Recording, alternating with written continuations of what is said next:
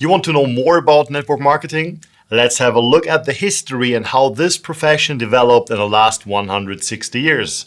But first, let's roll the intro.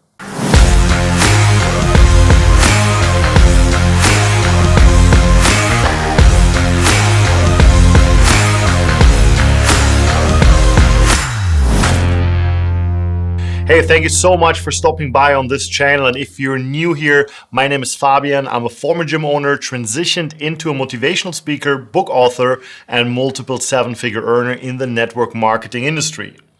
This channel is about helping you to understand the principles of success, getting the right mindset, skill set, and strategies to live a life full of abundance. And hey, at any point of this video, check out the show notes and the description below to get access to free masterclasses and to find a full list of the gear I'm using. And now, let's get into the video. Network marketing is a part of the direct sales industry. Even though direct sales is obviously the oldest trade form, it took until 1855 till the first direct sales company with the name of Southwestern was born. Many companies followed that business model and some are still around by today. The early stages of network marketing, though, refer back to the year 1934 when a company called California Vitamins was born. The company's founder, Carl F. Reinborg, spent several years in Asia where he found out about the healthy effects of vitamins and decided to start selling them in the US. As the products and the concept of vitamins needed a lot of explanation, the only way to sell them was by presenting the products in households. Carl Reinborg quickly realized that his time is limited, so he decided to not stick to the old concept of door-to-door sale, but instead allow his distributors to recruit other independent distributors and participate in their sales volume. It was a great idea which changed the whole industry as the income potential grew from being paid, only what someone could produce himself, to a stage where you could build a team without having the risk of classical entrepreneurship. By building and training teams, distributors had the potential to scale their income to a certain point. The only downside was that every distributor was only getting paid on those people's revenue he recruited personally. This method is nowadays known as Uni Level Marketing. In 1939, the company changed its name to Nutrilite. The company had great success with their business model and attracted great distributors. Two of them were Rich DeVos and Jay Van Andel. These two individuals became very successful but had the idea of expanding the model of distribution. They were not satisfied by only being paid on one level and had the idea to pay on more than one level. In Uni Level Marketing, if someone would recruit a distributor, this person would get paid on their respective sales volume as well. But why not expand this model even further? What if it would be possible to create a compensation plan where someone not only gets paid on that first recruit, but also on their recruits and their recruits and their recruits, and then participate in all the sales done through this organization? Rich and Jay followed their idea and founded their own company in 1959. They created a compensation plan where people got paid on multiple levels. That was the first time the term multi-level marketing was used.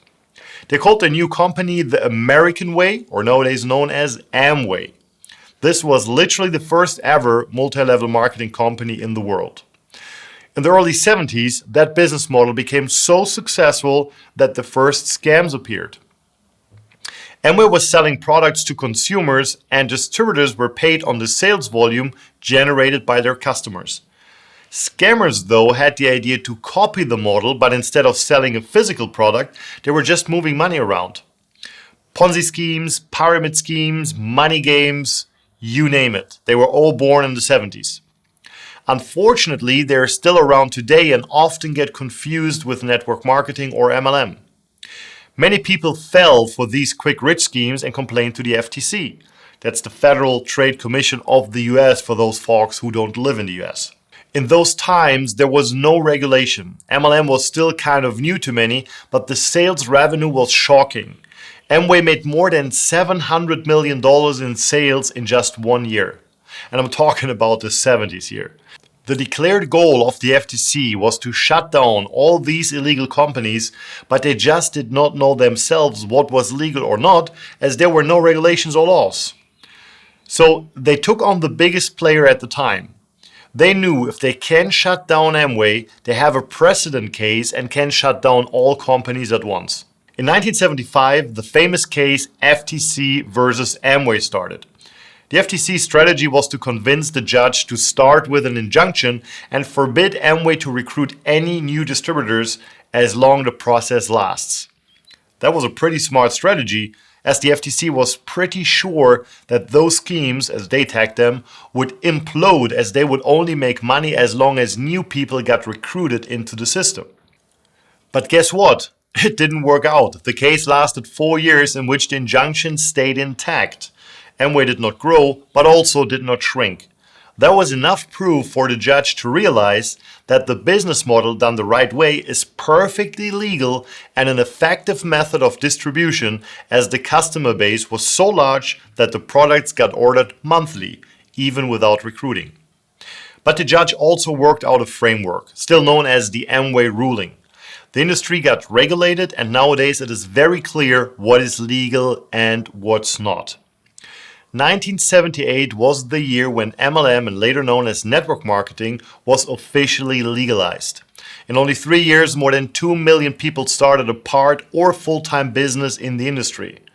Since then, the industry has grown massively. There are more than 20 companies doing more than $1 billion in revenue, and more than 100 companies making between 100 million and 1 billion per year. There are around 1,000 people generating an income of more than $1 million a year as distributors. The top 10 countries are China, the United States, Korea, Germany, Japan, Brazil, Mexico, France, Malaysia, and Taiwan, in this specific order. The sales volume generates close to $200 billion a year, and more than $200 million are paid out to distributors around the world every single day. Network marketing developed from an idea in the early 1930s to a major player in the worldwide economy. A brief look into the future shows that the industry has an amazing potential to grow even further due to digitalization, globalization, and the influence of artificial intelligence. But hey, there are two things no computer in the world will ever be able to do: building relationship and being creative. Both are soft skills that this industry is based on. In combination with the emerging possibilities of e-commerce, the opportunity is bigger than ever before. Let me know what you think about network marketing, how you see the future, in the comments below. I'm looking forward to your opinion, and that's it for today's video, and I see you in the next episode. Peace.